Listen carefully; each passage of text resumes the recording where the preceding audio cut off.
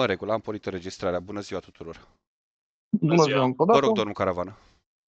Da, deci aveam de făcut o remarcă, și anume că cer, solicit în mod expres, respectarea integrală a regulamentului de organizare a Consiliului Local, da, a ROF-ului, Consiliul Local Corbeanca, prin care se stipulează că aceste ședințe, și conform codului administrativ, aceste ședințe de regulă sunt publice, da? Asta înseamnă că dacă nu implică date secrete, ele sunt publice. Pentru asta se specifică în ROF că ele trebuie difuzate, înregistrate cu aparatura pusă la dispoziție de UAT Corbeanca și pentru a asigura și accesul cetățenilor și la aceste ședințe, vă rog frumos să asigurați deci acest caracter prin înregistrarea și difuzarea lor, dar și prin accesul cetățenilor în mod fizic, cum este normal, pentru a nu exista, să spunem așa, diferențieri, da? Am înțeles. În regulă. Bun.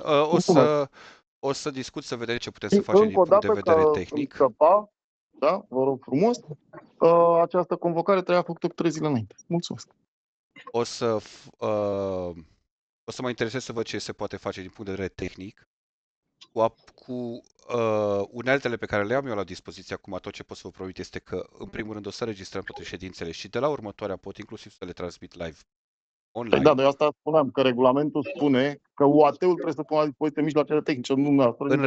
În regulă. Eu vă spun ce pot eu să fac în momentul ăsta și apoi putem să discutăm și ce putem să facem la nivel de UAT. Conform regulamentului UAT-ul trebuie să asigure, nu dumneavoastră. În regulă. Bun. Haideți să trecem, vă rog, rapid de fapt, cred că nu mai e nevoie de nicio prezență, suntem cu toții aici, o să marchez pe toată lumea ca prezent. Am o minută pe care o să o împărtășesc cu toată lumea, poate să fie chiar publică, nu e nicio fel de problemă. În înregistrare apare, nu pot să dau share pe WhatsApp către dumneavoastră, dar o să vă trimit la final. Bun. Avem pe ordinea de zi 2 proiecte care au nevoie de avizare din partea comisiei noastre. O să încep cu primul proiect. Proiect de hotărâre pentru aprobarea încheierii protocolului de colaborare între UAT Corbeanca, Consiliul Local Corbeanca și UAT Județul Ilfov, Consiliul Județean Ilfov, în vederea desfășurării în bune condiții a activității de gestionare a câinilor fără stăpân la nivelul județului Ilfov. Discuții, vă rog. Dacă sunt. Acesta este la nivel de județ. Ceea ce mai avem noi încheiat, parcă din câte mi-aduc aminte, avem și noi cu o asociație, un protocol sau la nivel local. Dacă nu mă înșel, știu că mai era... Este acel... Da, cred că este cam suprapune. Da, păi asta aici. Activitatea după plan local pentru care să-și încasează acea taxă. Da. Asta este un argument pe care aș cere, să spunem, lămuriri. Dacă se suprapun, cum se face finanțarea. Ne interesează și aceste aspecte foarte mult. Colaborarea cu Consiliul Județean, la nivel județean, le cunoaștem destul de bine. Ne interesează acum și partea de contract la nivel local. Mulțumesc. Am înțeles. Am notat. Atât ce a spus domnul Zagovianu, atât ce a spus domnul Caravana. Dacă mai există o remarcă aș mai avea. Vă rog. Țin să contest calitatea doamnei Sevasta Stan de membru al Comisiei și de consilier local în acest moment. Am înțeles. Asta nu are treabă demisiilor prezentate cu acest proiect. În Consiliul Local. Am înțeles. Asta este opinia noastră, domnule Caravana. Ok. Nu am nimic de comentat. Sunt de acord. În regulă. Bun. Haideți să trecem la vot. Vă rog, domnul Caravana. Pentru. Domnul Lupu. Pentru. Eu. Pentru. Mihai Mustea. Domnul Snagovean a spus pentru. Da. Și doamna Sevasta Stan? Pentru. Unanimitate, avizul este pozitiv. În regulă. Haideți să trecem, vă rog, și la al doilea punct pe ordinea de zi, care a fost suplimentat. Proiect de hotărâre pentru aprobarea indicatorilor tehnico-economici actualizați, aferenți investiții privind actualizarea planului urbanistic general și elaborarea regulamentului local de urbanism al Comunei Corbeanca, județul Ilfov. Discuții, vă rog. O chestie foarte bună, să nu se tărăgăneze și să se întâmple cât mai repede elaborarea noului punct, da? Așa cum ne dorim cu toții, așa cum era normal să fie deja. Văd că suntem într-o etapă incipientă, aș spune, și nu știu cum se va concretiza cele afirmate, cum se vor concretiza cele afirmate domnul primar mai acum o lună, două, când spunea că în curând va fi gata fugul pentru varianta pentru punerea în publicare. Altfel de acord. În regulă, am notat, domnul Caravană. Tot de aici, bine, la ședință aș avea de adăugat un amendament la acest proiect pe care îl voi prezenta în timpul ședinței. În regulă. Amendament pentru ședință. Am notat. În regulă, să trecem la vot. Domnul Caravană, vă rog. Pentru. Domnul Lupu. Pentru. Hai Mustea pentru. Domnul Snagoveanu. Pentru. Doamna Sevastastan. Pentru. În regulă, unanimitate. Avizul este pozitiv. Aș dori să vă mai răpesc un minuțel. În primul rând, aș dori să vă întreb, asta și legat de ce spunea domnul Caravană, legat de sculele pe care le avem la dispoziție să transmitem această ședință.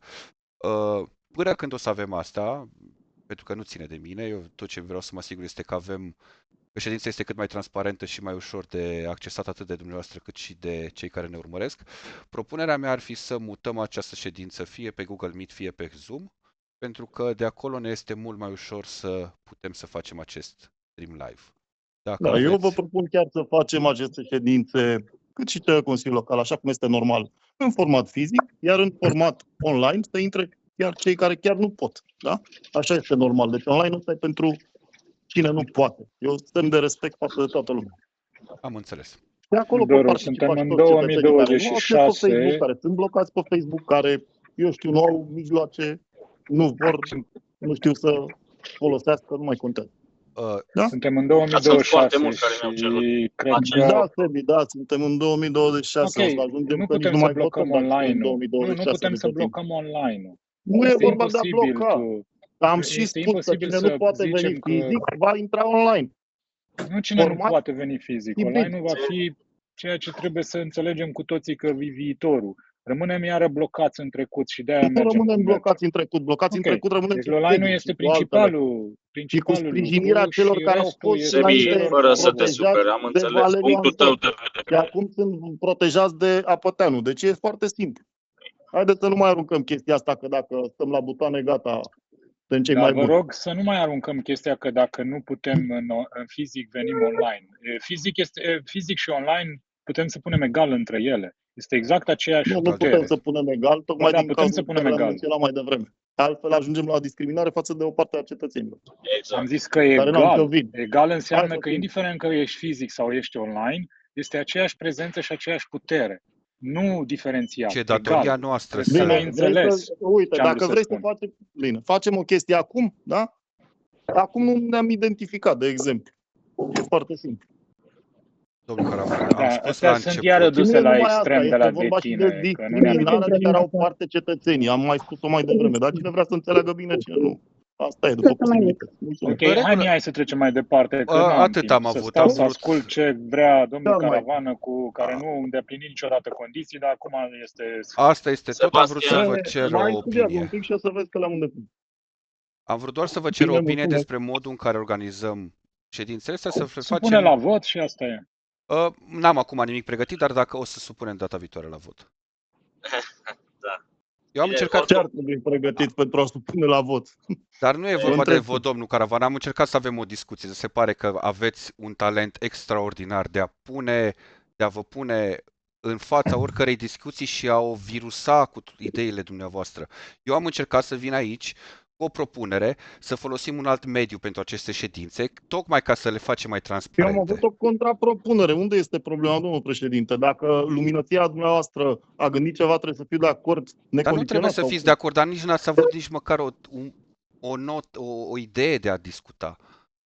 Păi v-am propus formatul hibrid, mi se pare mult mai ok pentru toată lumea. Întrebarea mea a fost de la total altceva și a fost specifică pentru platforma pe care să o utilizăm data viitoare. Nu, președinte, deturnați ca întotdeauna.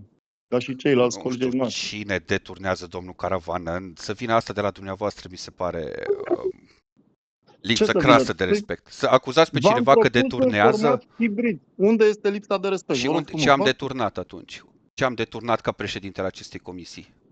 Păi dumneavoastră și cu domnul Lupu ați încercat să duceți discuția și să acreditați ideea că există numai o singură posibilitate, aceea de Alo, ședință te online. rog frumos, mie nu-mi spune ce În am regulă. spus și ce înțelegi tu. E în regulă, Deci Sebi, te rog tocmai frumos de un pic de respect. asta... Eu te-am respectat până acum, nu încerca să-mi zici că eu am spus sau nu Eu am vă spus. respect pe Dacă nu toți în înțelegi ce continuare, nu înseamnă înțeleg unde egal, este problema. îmi pare rău, du-te la școală din nou.